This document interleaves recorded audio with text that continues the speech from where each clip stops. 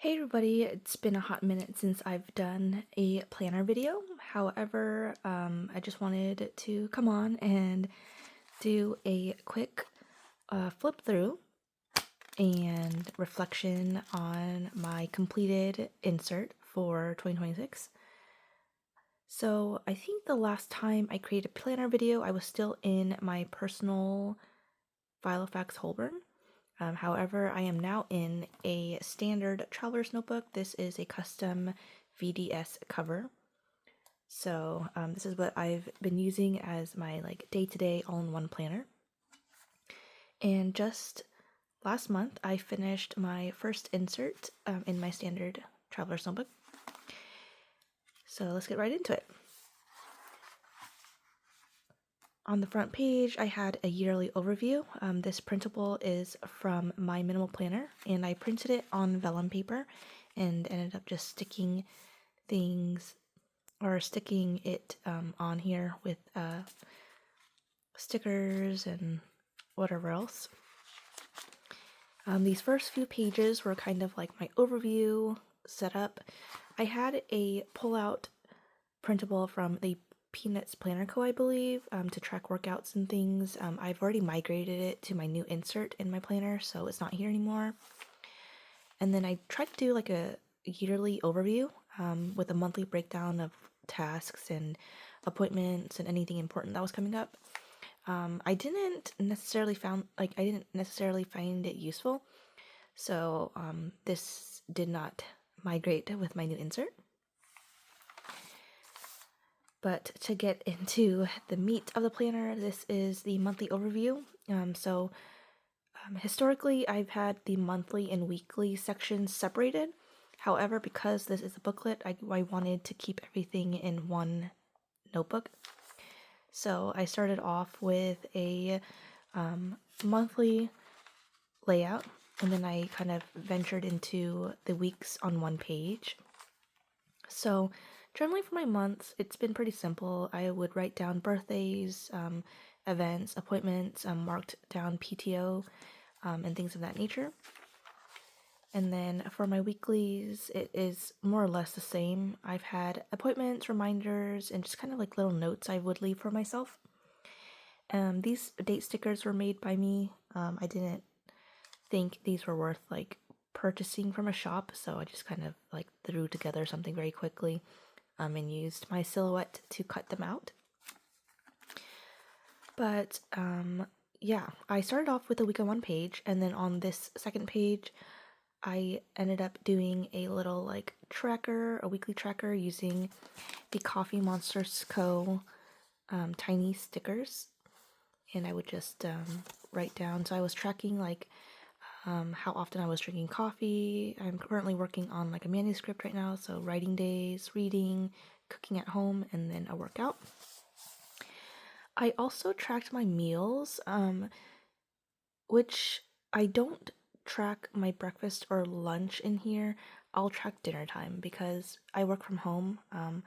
Lunch and breakfast is kind of like up to me, and so dinner is usually what we share as a family. So for dinner, for sure, I try to cook as much as possible, or if we took takeout, I'll write it down as well. And then further down, I decided to do a skincare and then night routine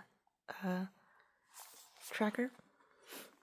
And surprisingly, this layout worked for a good amount of time. I think the only thing I honestly struggled with was keeping up with working out. So as you can see in some of these trackers, I went weeks sometimes without going to the gym or working out or being active at home. So I think one of the things about this layout in particular was the tracking aspect of it. And then eventually I got rid of the working out icon altogether.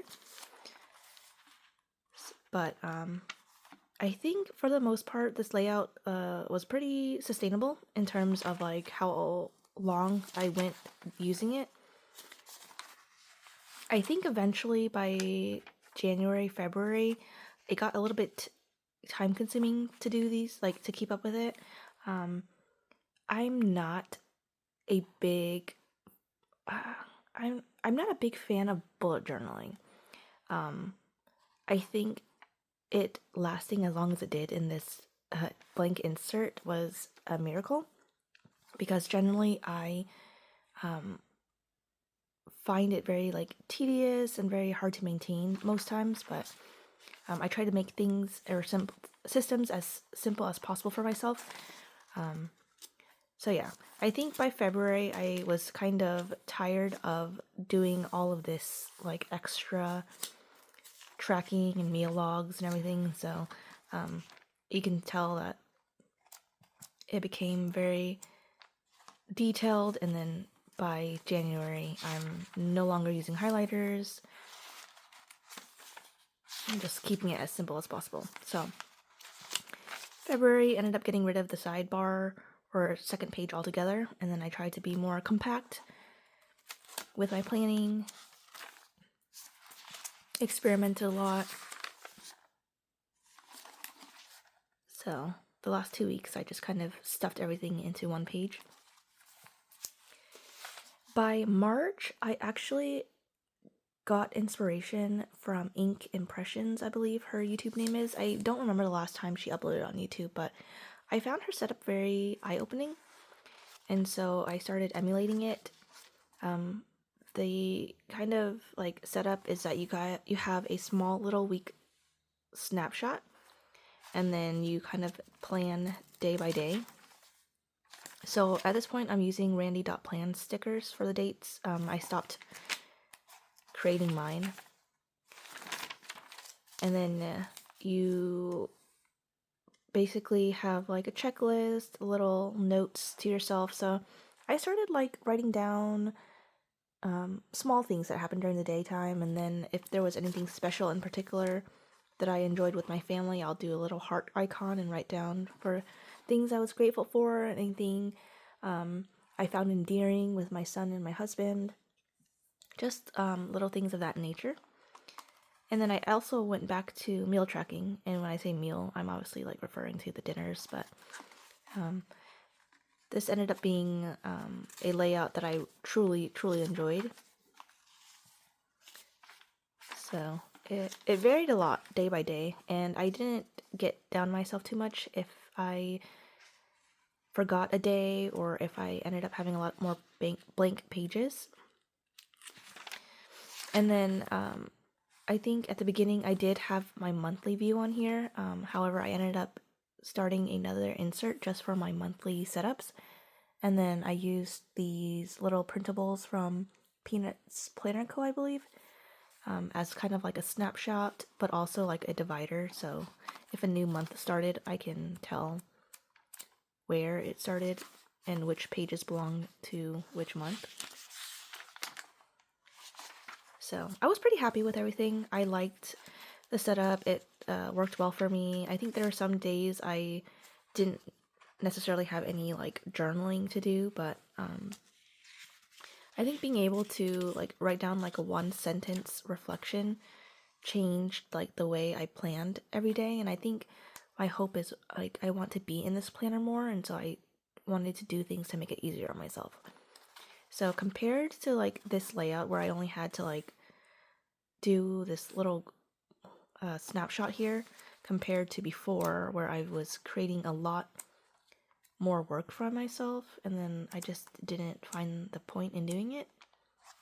So this was more relaxed, more sustainable, and this was the reason why I ended up finishing up my insert. So I was pretty proud of myself.